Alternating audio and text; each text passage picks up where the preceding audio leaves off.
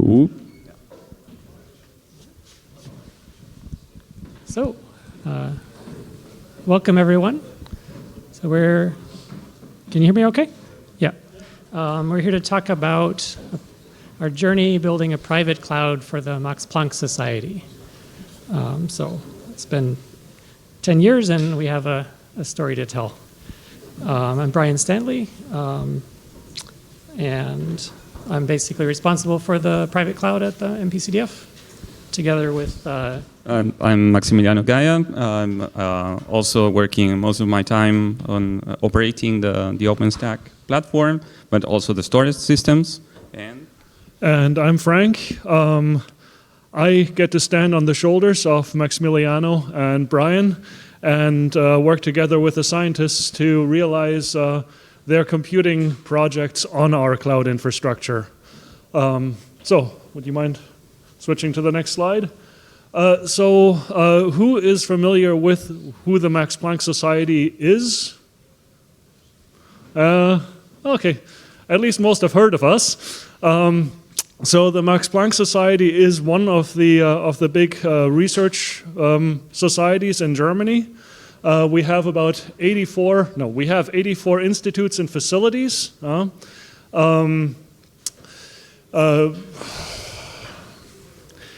Each sort of dedicated to a general area of research.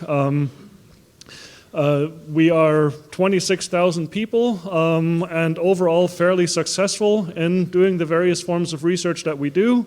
We're highly regarded or highly cited in various indices. And between the 26,000 of us, there are 31 Nobel Prize laureates sharing a total of 28 Nobel Prizes. Yeah, so bragging rights for that, I suppose. Yeah, if you don't mind. What makes us different from the other research institutions in Germany is the Max Planck Society is based around people rather than projects.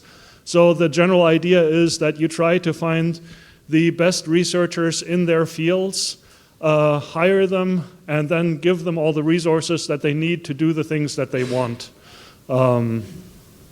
Next slide, if you would.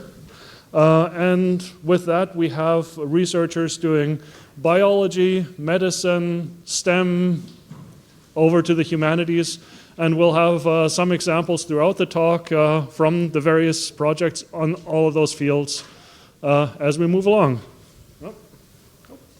I've got one more. Ha! So, who are we? The Max Planck Computing and Data Facility. We're supposed to be a group of people that are particularly supplying competence for computing, software, data analysis to the researchers of the Max Planck Society.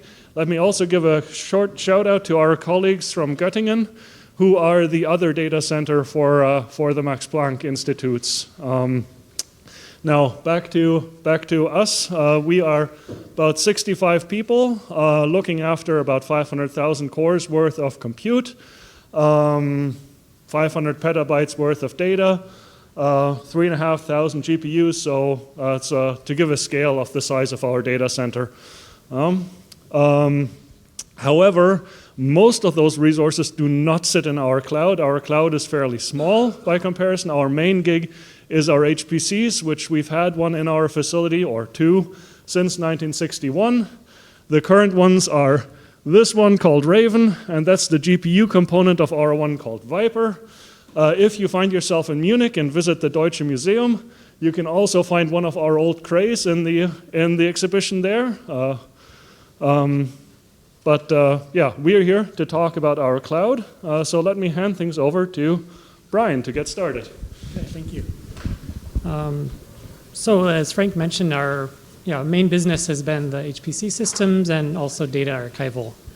However, there's always applications, as you can imagine, coming from the cloud or open infra world that don't fit into those models. So as of about 10 years ago, we had several other platforms we offered. So we have had a VMware virtual hosting service, also some standalone Linux KVM, just create the VMs with libvirt. and also some bare metal hosting that weren't clusters. So it's really just the institutes would purchase some servers, sometimes to our specs, sometimes to the preferences of someone at the institute, that then we would operate for them. And this made the customers happy, but for us, in terms of manpower, it was multiple full-time jobs just setting this stuff up and maintaining it, and it wasn't very flexible. So if a project needs a new service that needs some nodes, it could be a year before it's procured and installed. And of course, even at the time, we had very good licensing conditions for VMware, but we thought maybe it could happen that changes in the future, and of course it has. So around 2015, we started with a test cloud based on this IBM Blade center in the lower corner, based on PackStack. It was slightly before my time, and I don't recall which release of OpenStack, but it was in the first letters.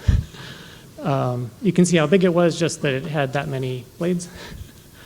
And then a little bit later, we had the opportunity to scale up a bit because we inherited some nodes from one of the older HPC systems. And at that point, we installed a SUSE-based OpenStack. So the SUSE OpenStack Cloud product and the SUSE Enterprise Storage Ceph product, and actually got to a point where it was basically production ready. However, there's a few other example projects here. In this time range in 2018, 2019, we didn't actually manage to migrate any of them onto the OpenStack, basically because they were already happy where they were, or they were too big for what we had, and we had kind of a chicken and egg problem with our adoption. And as Frank mentioned, that Max Planck has so much independence, it's not our job to tell them what to do. So, however, in 2020, we got a new project that was very, very interesting for us that I'll let Frank talk about. So the video works, great. So you guys have some nice eye candy to look at while I try to explain what's going on. So the first project that we had in our cloud before it was really going big time was this project called Move Apps. I'm also mentioning Move Banks, which only recently moved into our cloud infrastructure because it is relevant here. So what is the data on there, and what's this video trying to convey to you is these are the guys from the Institute for Verhaltensforschung, animal behavior. They put GPS tags on all manner of animals, like we're talking, birds, of course, but also like elephants, rhinos. I've seen a GPS tag on like backs of insects and so forth, right? They track their movement by collecting information from those GPS tags through mobile networks, or for a while until some recent historical events. They also had a module on the space station to collect this information and then send it to us into the Move Bank, which is the data storage for this. And then you could analyze the data that's sitting in this database through Move Apps, which is just a facility, like a web interface, where scientists can program certain like algorithms, such as select this species of animal, or look for clusters when there's a feeding frenzy, or follow migration patterns or whatnot. And that leads you to be able to do analysis like this visualization was trying to show you. Check out their websites if it's interesting to you. But now back over to Maximiliano. I will talk about the second half of our 10-year journey. So basically, by the time I started at the MPCDF, which was late 2019, we had the system that Frank and Brian described. And we also had a problem, which was that our system was based on the SUSE Cloud, so the SUSE distribution for OpenStack. And SUSE decided to discontinue this product. So one of my first tasks after starting at the MPCDF was to rebuild the platform from scratch. So we got some hardware where we could install the system. And we decided to go with OOO. And so our reinstallation of the system was based on the train release of OpenStack, using CentOS 8 for the operating systems for the nodes.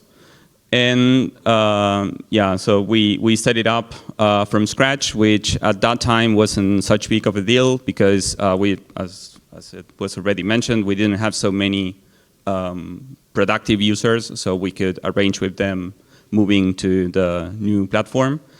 And so that's how we got the new OpenStack based on OO. And then once we had this OO-based OpenStack, we started opening up to more productive users.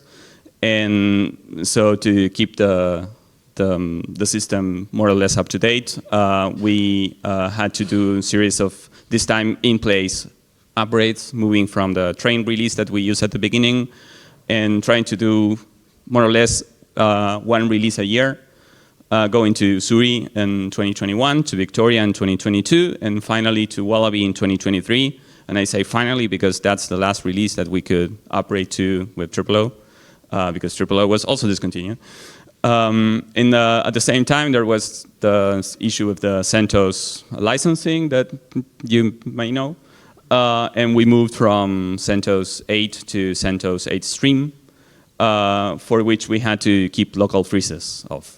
To basically not break a system whenever there's a new version of a package around.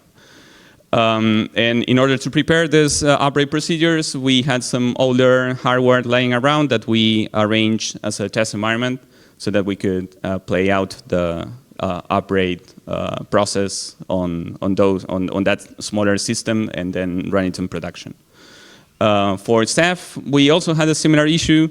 We were using, as Brian mentioned, the SUSE Enterprise Storage product from SUSE, and that was also discontinued.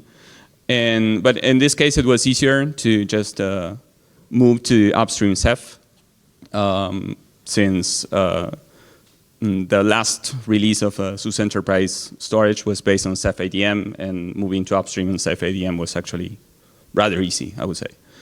At the same time, or during this process, we also got a new Ceph cluster, which is bigger than the cluster we had before.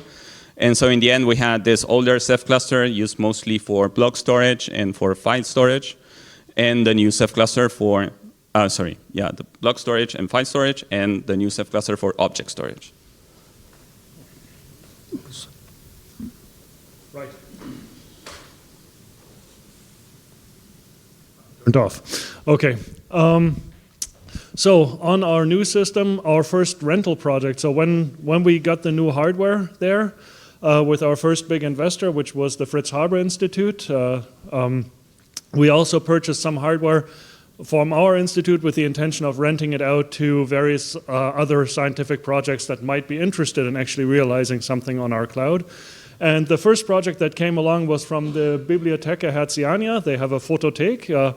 This is one of our external institutes. It's based in Rome, and it's an archive for art and architecture photography.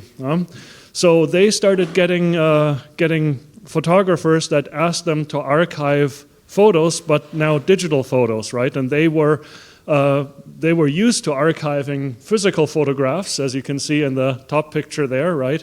But then offering this for digital photography, like they were trying to build like a pipeline where they could store things through a web interface onto some storage, but then also do digital archival so they'd have a copy on their tape systems and on our tape systems, as well as a live copy and so forth. So this is realized through our cloud interface. And then another big thing that happened was, well, they had their like over 100-year old archive worth of photography that they collected over the time. And they wanted to digitize this to make it easily available to people online when they wanted to do research or look up what has been taken as pictures of various objects over the time, right? So what they did then is they took their physical photographs, as you could see from their collections and racks up at the top, packaged them up, sent them over to the Netherlands, where they were scanned and processed and then sent back together with the 3 hard drives that you see in the picture towards the bottom, standing on top of one of our cloud racks, where we then copied the data of those scans down onto our Nexus POSIX, the file system, which is mounted on our HPCs, but also exportable to our cloud via NFS, right?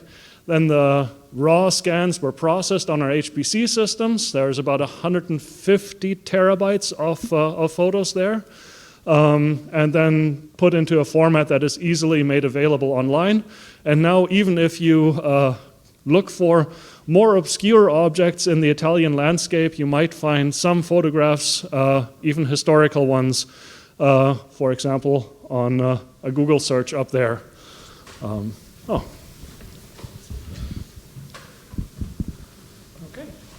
That kind of brings us up to the present day. So I'll just briefly describe the architecture of our cloud.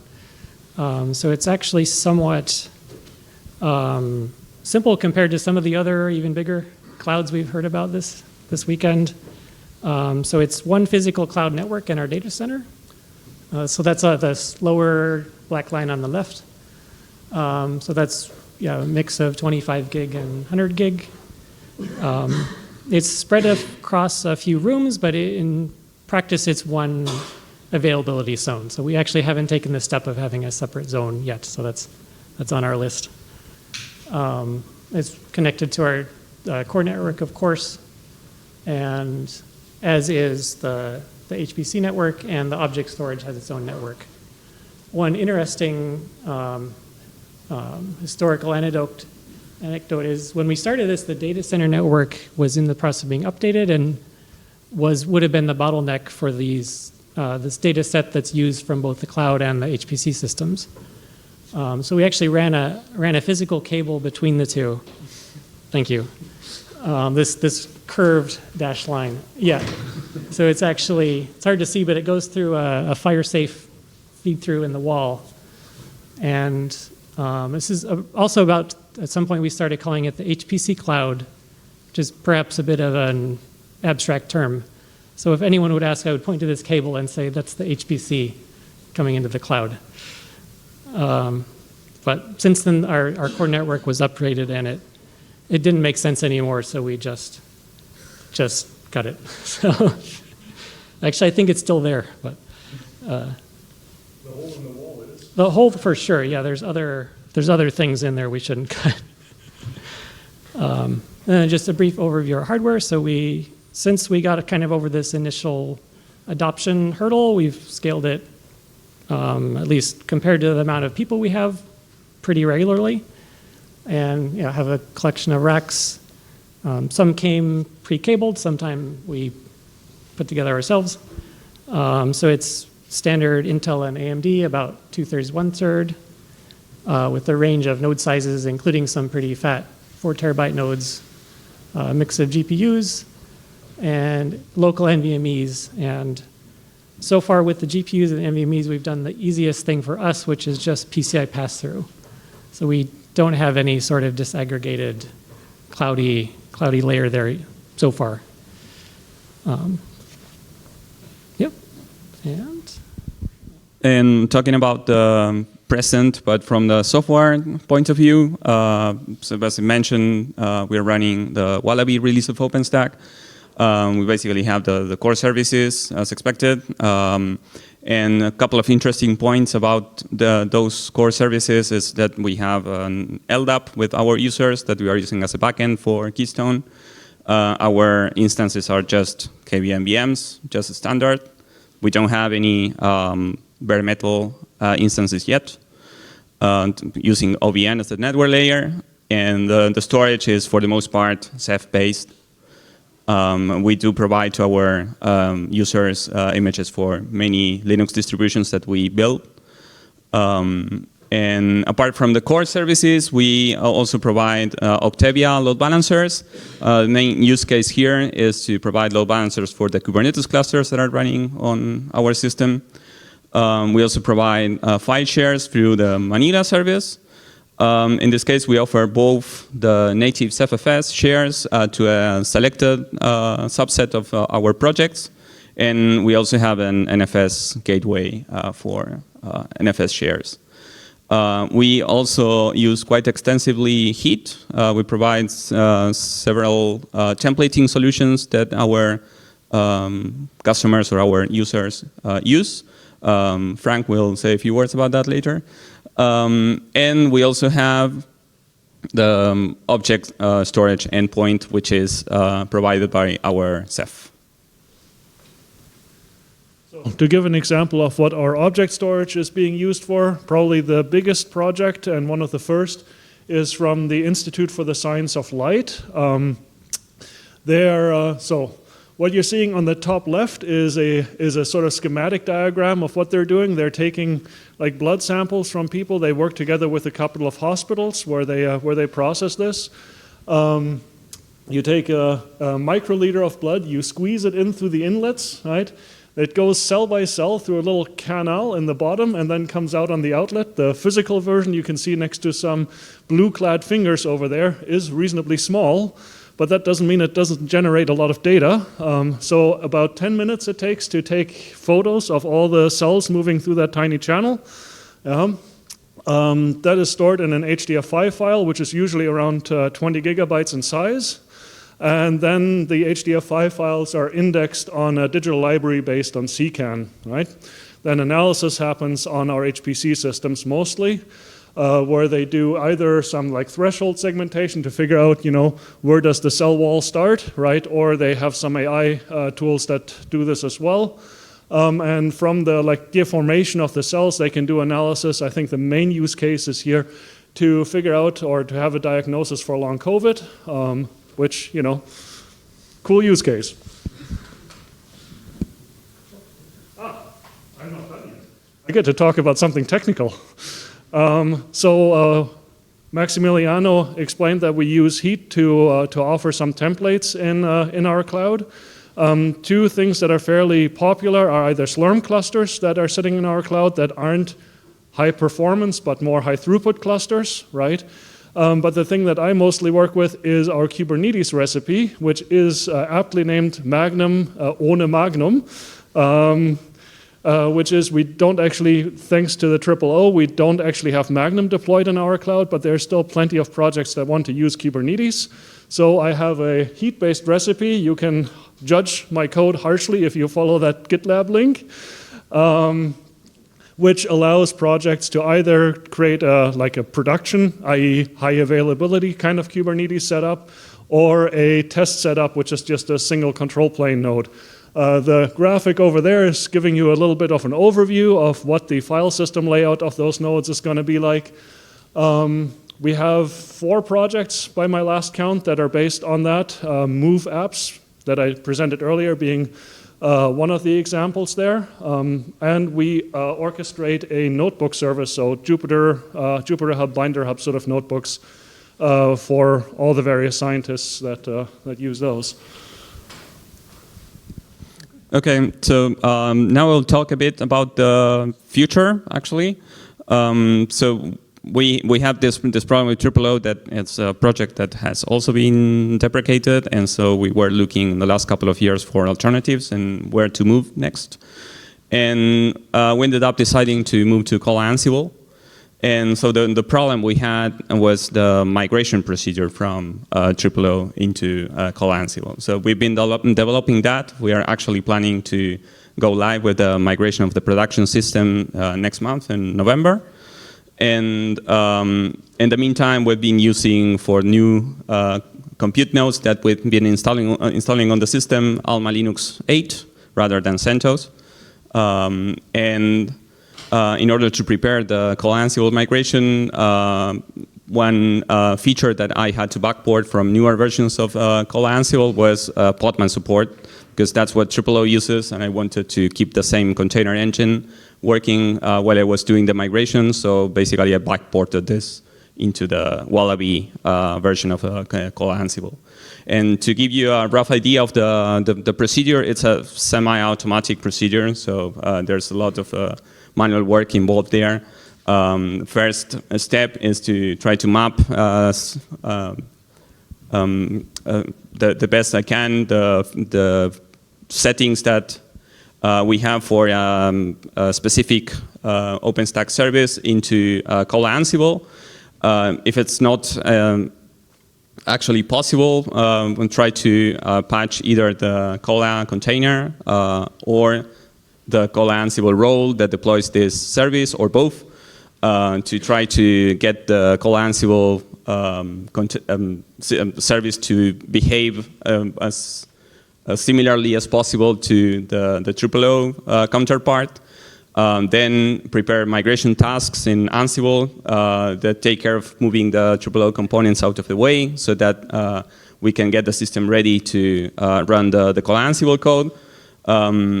And document these changes so that we know how much we diverge from the upstream Cola Ansible code for that service. And then finally run the actual migration code plus the Cola Ansible role that deploys the service. And then we will repeat this until we are happy with the end result.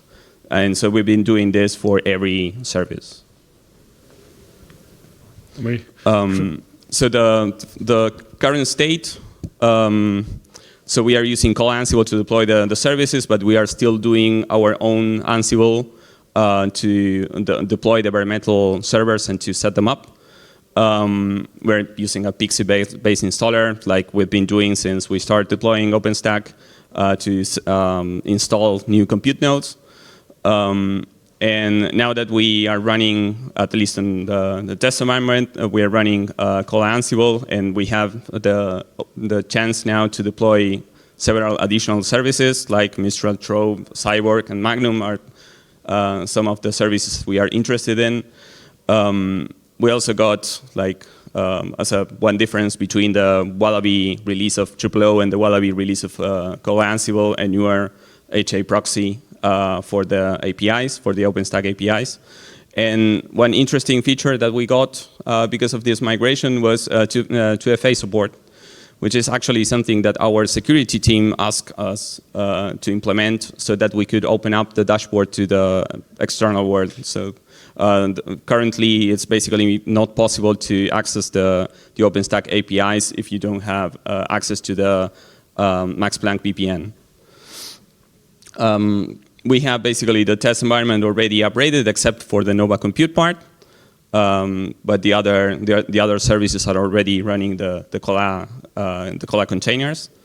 And about what we lost during this migration is basically support for instance HA, but that's still being reworked based on Masakari. So I'm just going to skip past this so we can have some more time for questions. Thank you. Thank you.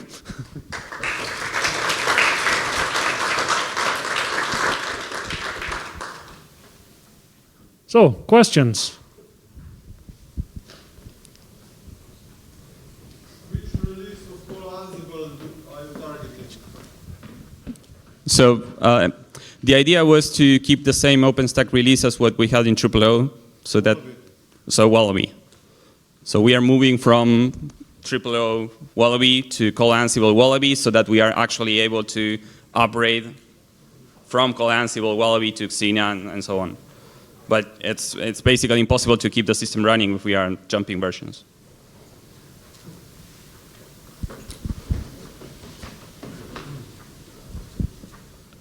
Do you have a partner with whom who delivers support for Cola Ansible deployment? I mean, did you plan and implement the change yourself, or did you have support? For you mean Ceph?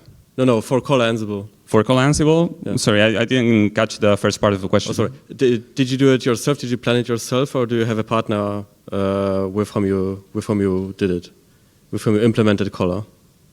Basically, did you use a release, like a release that includes Cola, or do you use like vanilla Cola Ansible? Just plain Cola Ansible, yeah. Yeah. So we don't have any support partners. Oh, okay. And what was the motivation? Could you tell why you chose Cola Ansible and not another distribution? I can answer that. So after our experience with OOO, which I would say was quite a complex beast, we wanted to go with something that was simpler. And in the meantime, since we haven't actually been using OOO to deploy any new server, Brian actually worked on preparing some very simple Ansible roles that will set up a new compute node. So we kind of wanted to follow the same line. And I mean, looking at the alternatives, I would say call Ansible sounded about right. Like it was highly customizable, and we could probably build on top of that. I mean, we already made bad decisions before, so. Did you maybe run into issues with observability of your OpenStack clusters? Yeah, that's something that still needs to, at least in the test environment, we haven't gotten that far. So yeah. Oh, more questions? And hello, how much time do you need to upgrade your OpenStack version, and how much people do you have in your team to support this environment? I would say it's the two of us, and plus half a person. But there's also some overlapping between the people doing storage and the people doing OpenStack. For obvious reasons, I think that also makes sense. I also spent some time working on the Ceph side of things. So for this upgrade, we've been working throughout this year. So basically, to make sure that we test properly the system with after the migration, and being able to try to come up with the different scenarios that will appear on the production system, and yeah, and documenting all that stuff. Yeah, that takes time and work. Are all your OpenStack workers in a single production cluster, and what does your controller setup look like? It's all like a single zone with all the compute nodes on the same zone. So our production and our test environment are entirely separate systems with different networks, trying to be as similar as possible, except for the VLAN IDs and the network addresses, but it's otherwise the same type of system, right? Yep. Thank you. Yep. Thanks. Did you consider also other commercial, semi-commercial distributions after the SUSE closed the product or not? I would say not really. Okay, thanks. So it's partially true. We consider the standard path moving away from OOO, which is OKD, so an OKD control plane, and follow to the next version of RHOSP. But yeah, I mean, we decided against that. We thought we would like to keep things more simple. Okay, I think with that we should probably conclude because I believe we're over time.